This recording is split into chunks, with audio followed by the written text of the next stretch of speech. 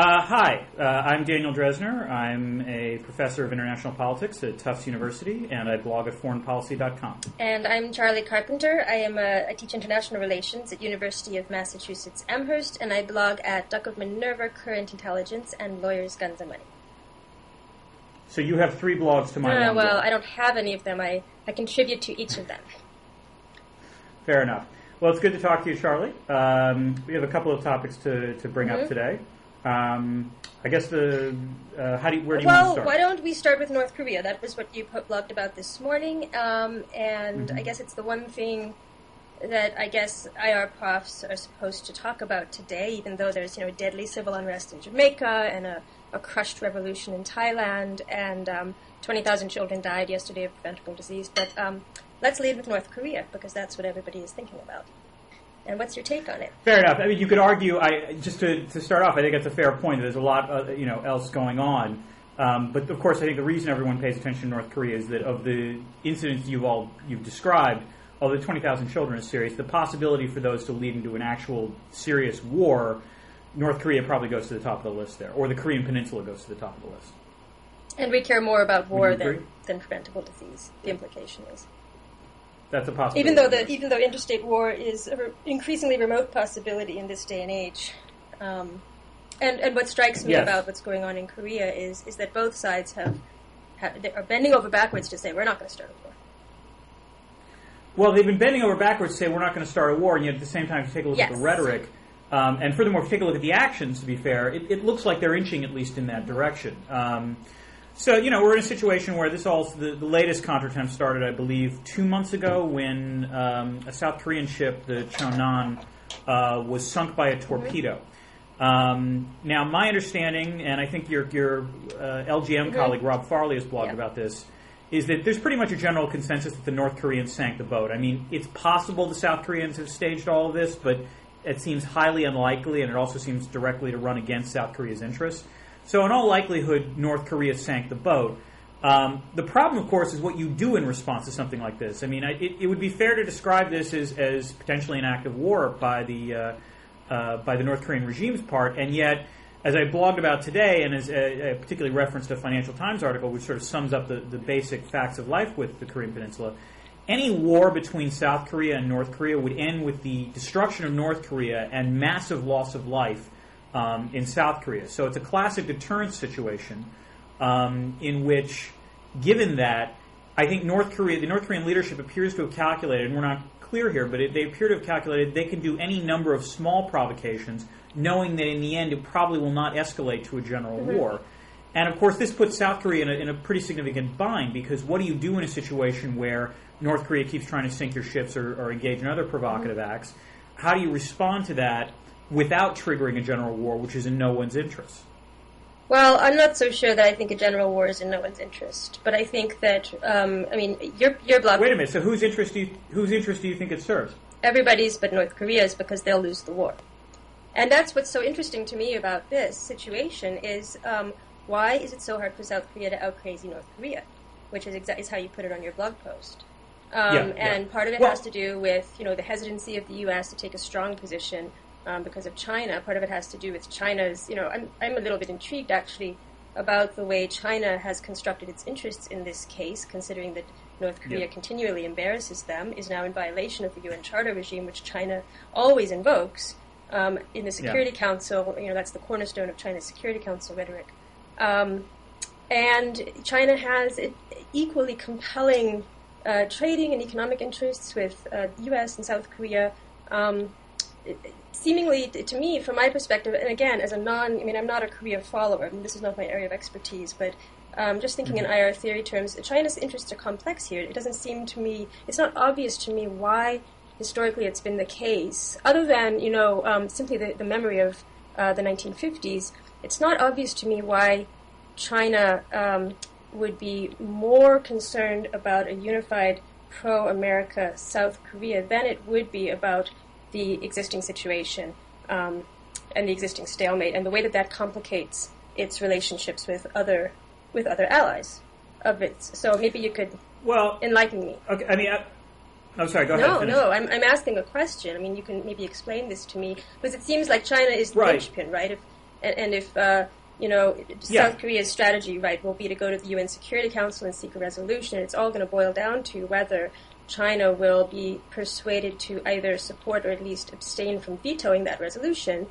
Now, what that resolution would lead to, I don't know, since nobody seems to think that regime change is an option on the table, even though under the UN Charter it certainly would be under these situations. So China is key. What does China want and why? And to what extent do these recent events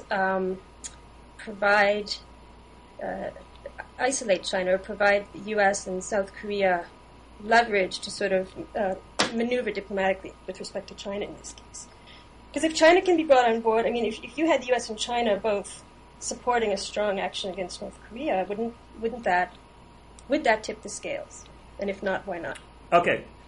All right, let me, I would push back on a few things. First, I disagree with your contention that every other country except North Korea has an incentive for general war on the peninsula. I would actually argue it's not the reverse exactly, but every country with the exception of North Korea in that region actually has a preference for the status quo. The status quo being that North Korea, a modified version of the status quo. The status quo being that the North Korean leadership and regime stays in existence. They don't proliferate. That's the key change that you'd want to see. But they feel secure enough so that they wouldn't try to out-crazy anyone. The reason is the Chinese want this because they don't want a situation. What they don't want is instability on the North Korean peninsula, which is what a general war would obviously cause.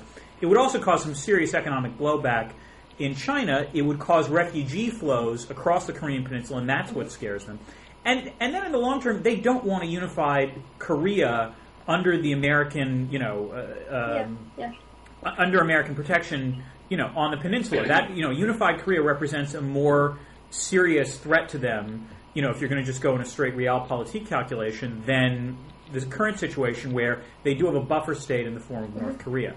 Now, I would add that all the other countries probably also want this situation. South Korea probably does not want to absorb North Korea right now because they've looked at the cost of what reunification did for Germany, and they don't want to, South Korea is much poorer, and North Korea, I would add, is much poorer than either of the two Germanys. So they don't want to be in a situation where they actually have to reunify, particularly if there's some kind of bloodletting. So North Korea, on the other hand, has really been an increasingly uncomfortable situation for the last few years, because on the one hand, they've claimed they've had nuclear weapons and they've launched ballistic missile tests and so on and so forth, but this actually hasn't got them all that much. It's basically caused the rest of the members of the six-party talks to do is say, fine, we're just going to ignore you, and we'll engage in various kinds of embargo-related activity to prevent you from proliferating, and eventually when you get tired, you can come back to the bargaining table.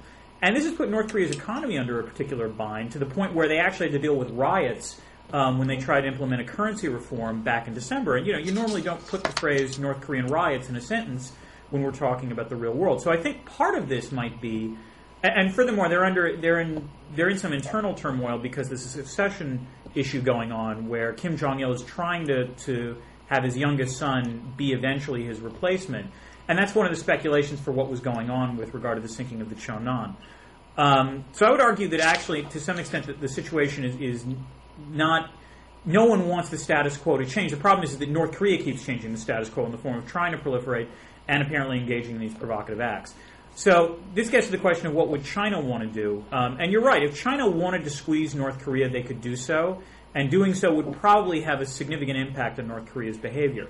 And I think Wen Jiabao, the Chinese Prime Minister, is about to visit Seoul, in fact, where he's going to meet with the leaders of both South Korea and Japan. And that's got to be an uncomfortable meeting for him because he's going to be in a situation where he's got to somehow say, let's get more of the facts, when in fact all the facts make it pretty clear that North Korea was responsible for the sinking of the ship.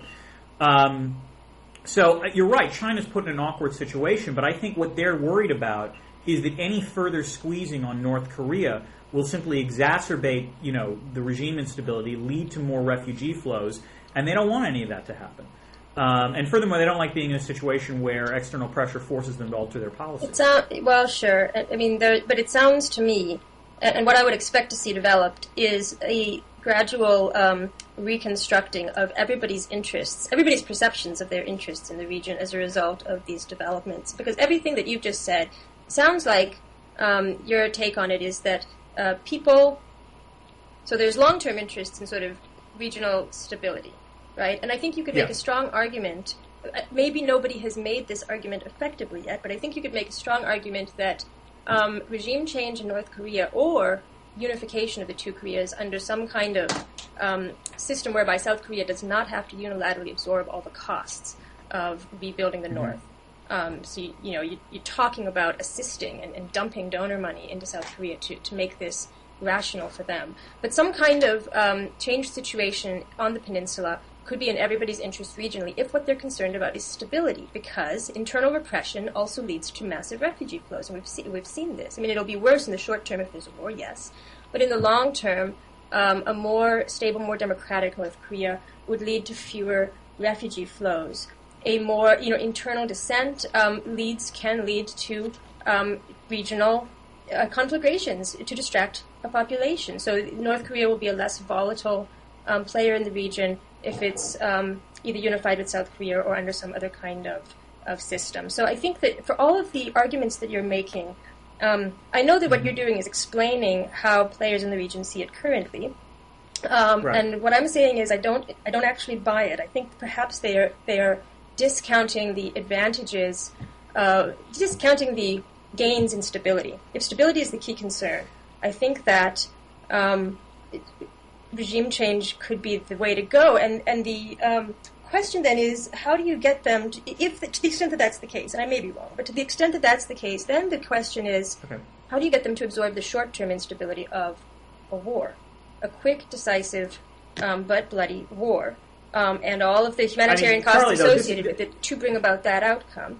And that's what you have to figure out. If you want to figure out how to out-crazy the North, it is about putting mechanisms in place to reduce the cost or the perceived cost for the players in the region of that outcome, so that North Korea begins to believe that it actually could happen. And that's how you out-crazy them. And I'm curious why that discussion isn't happening. Okay. To answer your question, I mean, I think, first of all, you're underestimating the short-term cost of a war, which would be significant. The problem is that North Korea, while everyone thinks that if there was an actual general war, North Korea would fold, the problem is they've got enough artillery pieces to basically level Seoul. And that's not an insignificant cost. You're talking about potentially millions dead, which, I mean, yes, if you want to, depending on your long-range vision, it still might be worth it, but you're talking about some pretty significant short-term costs. And this doesn't, talk about the possibility that if there was a war, what would be the possibility that China would intervene on the North Korean side, much as they did, close to 50 years, more than 50 years ago. And this gets to your question about how can you redefine the interests of the parties in the region, and I think this is a lot harder than you're potentially suggesting it would be, which is, you're right. I mean, in theory, you could say to someone, a country like China, look, it's in your interests to have a stable neighbor rather than a neighbor that might be your ally but occasionally does really, really crazy things like engage in acts of war. And I have to wonder if the Cheonan incident is eventually going to start causing Beijing to recalculate that. But I think it's going to take a long time for that to happen. I don't think you can have a recalculation of interests on the scale you're talking about in the span of time that would actually be useful. Okay. So, I mean, I again, it's a nice... God knows I would love to see the North Korean regime go the way of the dodo bird. I just don't think it's going to happen anytime soon.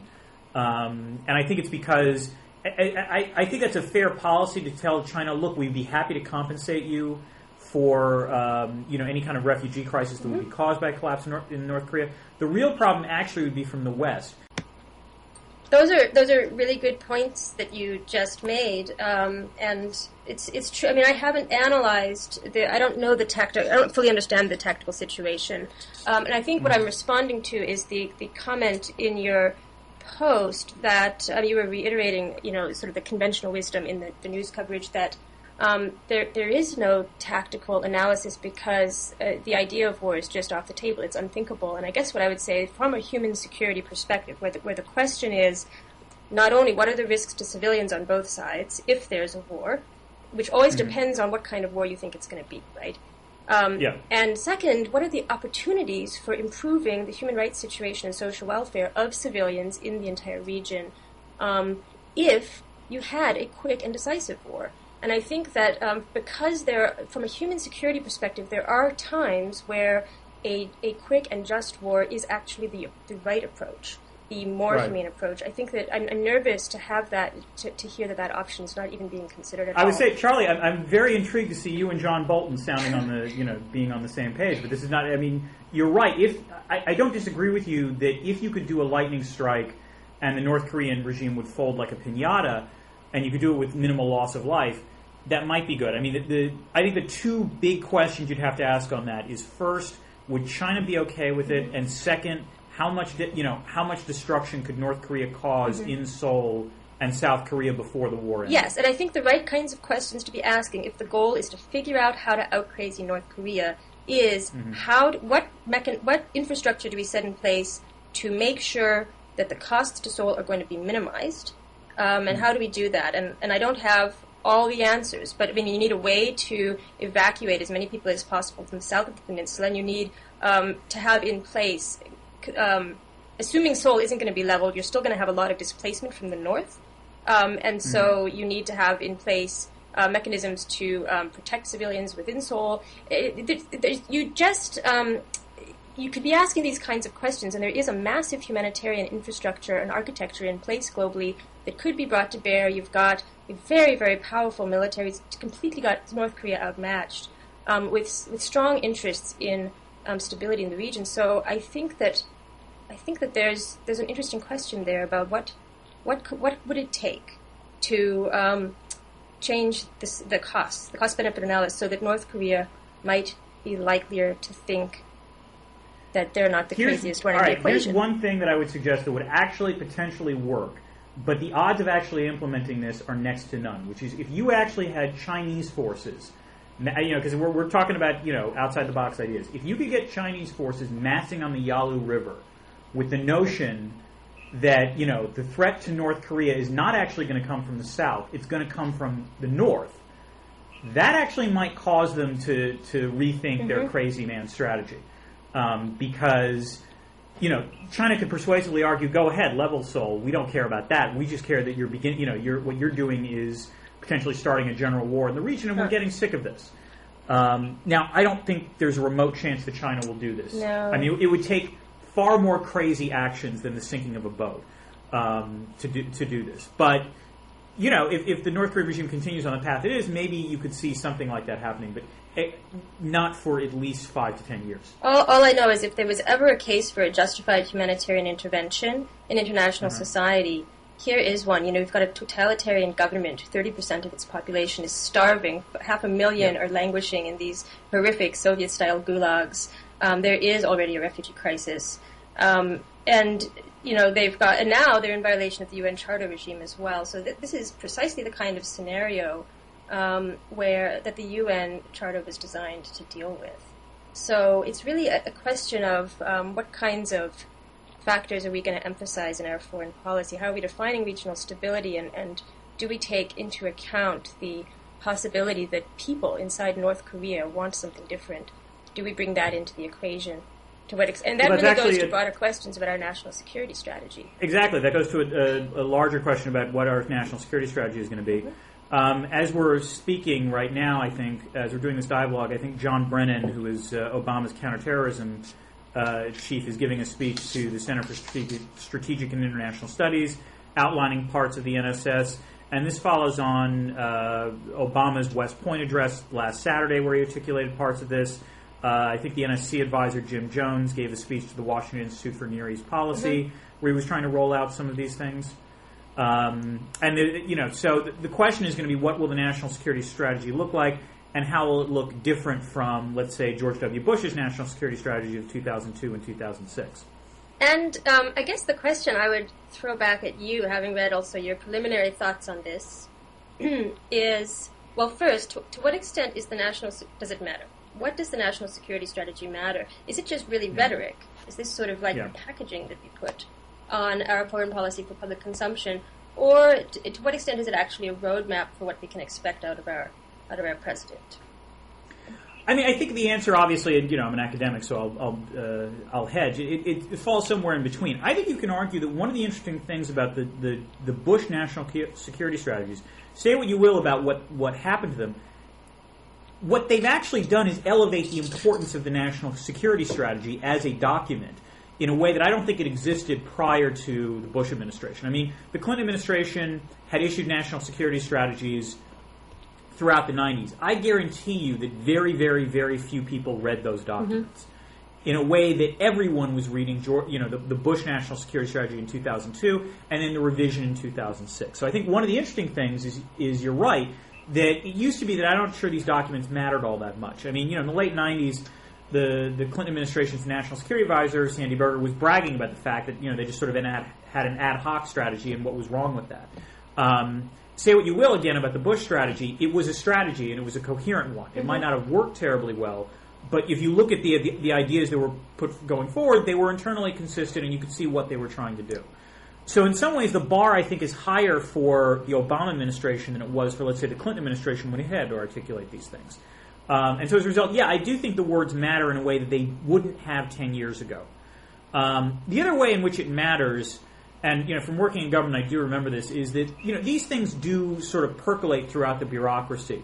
When you're trying to produce other memorandum or other sort of policy options memos and things like that, one of the things you always do is frankly cut and paste language that has already been approved.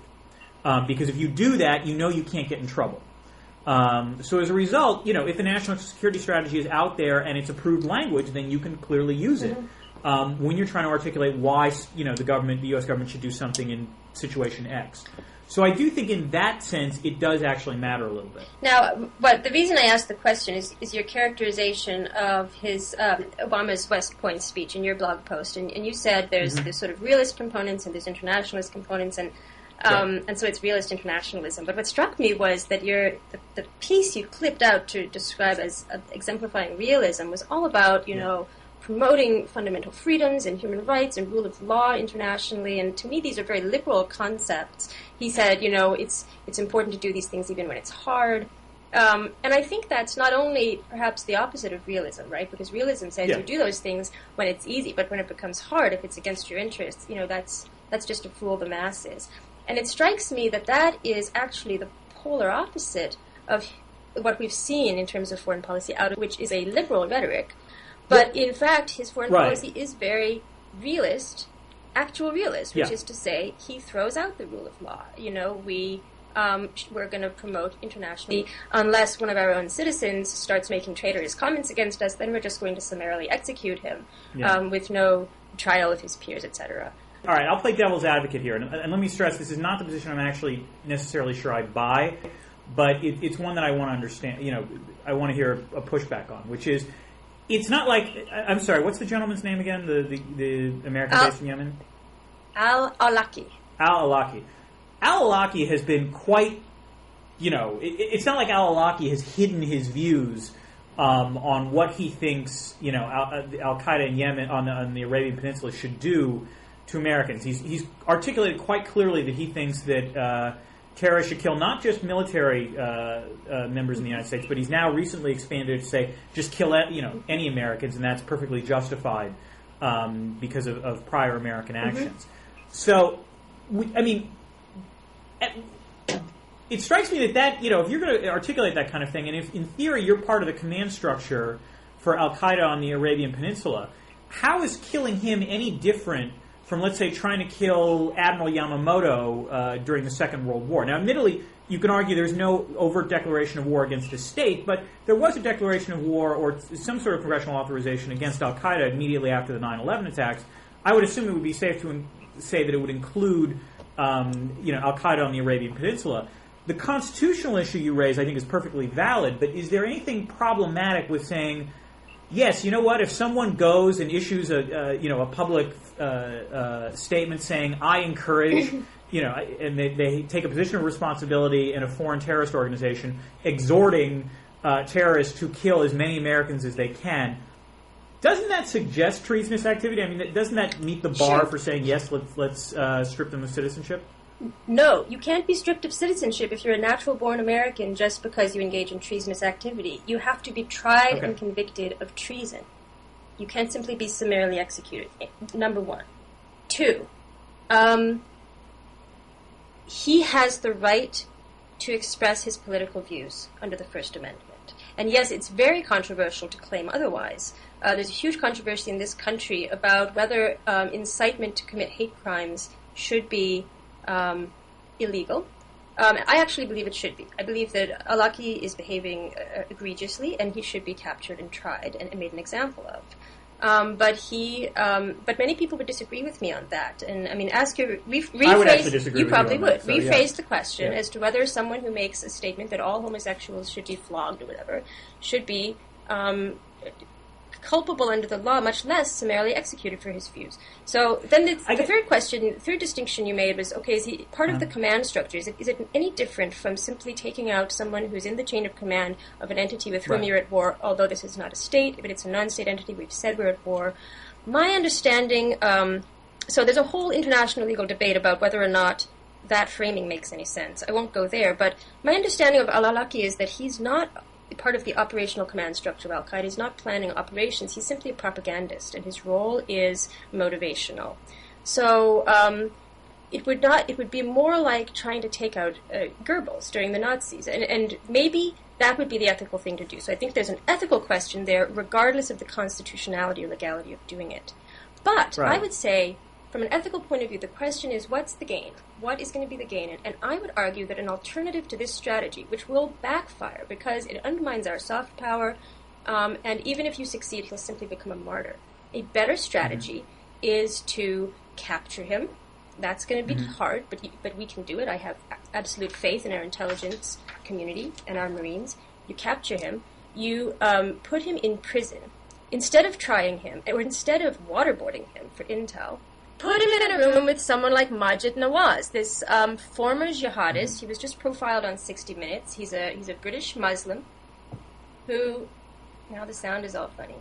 Majid Nawaz is a British Muslim who was an extremist, who was converted back to moderate Islam when he was in prison in Egypt by former members of the Muslim Brotherhood, and now goes around the world trying to deprogram extremists, greatly successful, and just basically countering this narrative of jihadism. If you could convince al-Awlaki that he's wrong and turn him back to the light side, right? Yeah. Away from the dark side, imagine the force for good that he could be in undermining jihadist narratives and promoting moderate Islam. So you're basically proposing, so that is if I understand this correctly, you are suggesting that this man is Anakin Skywalker. That, if you actually, that he could bring balance to the Force, and that he's, yes, been to the dark side for a while, but eventually, if someone could see the good in him, he could turn. No, what I'm suggesting is that the war on terror is a war of ideas, and we are winning militarily, but we are losing in terms of soft power. People like al-Awlaki are very powerful because this narrative is very powerful, and what you need is people like him to counteract his own narrative. And this is what people like Nawaz are doing. Okay. And by this policy of simply taking them out in violation of all of our own standards, it only strengthens them because it makes us look hypocritical. And my point is that we do have alternatives, and we do have smarter ways that we can fight in the war on terror that would also be consistent with the ideals in the national security strategy. Okay, I would push back on two fronts. First, I'm not entirely sure that U.S. soft power is ebbing because of these strikes. I mean, if you take a look at any kind of metric of U.S. soft power, it's actually been somewhat on the increase over the last 2 years, and you can credit that to Obama being elected or what have you, or the fact that, frankly, we were starting from an extremely low base. Now, whether or not that's true in the Arab or / Muslim world, I'll take your point on that. But I think, in some ways, we have a more fundamental disagreement about the extent to which ideas can actually alter people's preferences over time. And here I think I'm probably more skeptical than you are about this, which is I'm not sure that even if you pursued this kind of policy that you suggested, that you would actually persuade that many more people who would otherwise be sympathetic with Al-Qaeda's motivations to stop being sympathetic with Al-Qaeda's motivations. Maybe this might actually be a fundamental philosophical disagreement between us. I'm not sure. But I'm just not convinced that the kind of approach you're going to offer and I'm not saying I have a better one, mind you, but the kind of approach that you're going to have on offer is actually going to yield the policy results you claim. Saudi Arabia has been extremely effective in deprogramming former Guantanamo detainees who returned to Saudi Arabia, and they have like a 99% rehabilitation rate. Granted, I think there's some ethical questions there with taking former jihadists and giving them fancy cars and first-rate education and a house to live in and putting them back into civil society. But it works in Saudi Arabia, and so I think the evidence is on the side of my argument. Okay. Now, the problem is what do you do with that 1%? What happens, and what risks are you willing to take? But what I'm saying is that the consequences of this other strategy that isn't, it works very well in the specific, right? It is pretty easy to knock out these guys with drones, but it is not helping us win. I mean, the war on terror, for everyone you knock out, there's just a handful more recruits, and so I think we need smarter methods, and we need to think more broadly about our strategy. Well, I actually think that's a nice way to close. Unfortunately, I need to wrap up, but we didn't get to talk about Facebook. I'm sorry, Charlie. I know. But okay. I really, unfortunately, I need to get going. So we can do that next time, and then link it on Facebook and have the powers that be monitor the fact that we talked about this. Okay, it's great talking with you, Dan. Always a good pleasure talking to you, Charlie. Take care. Bye.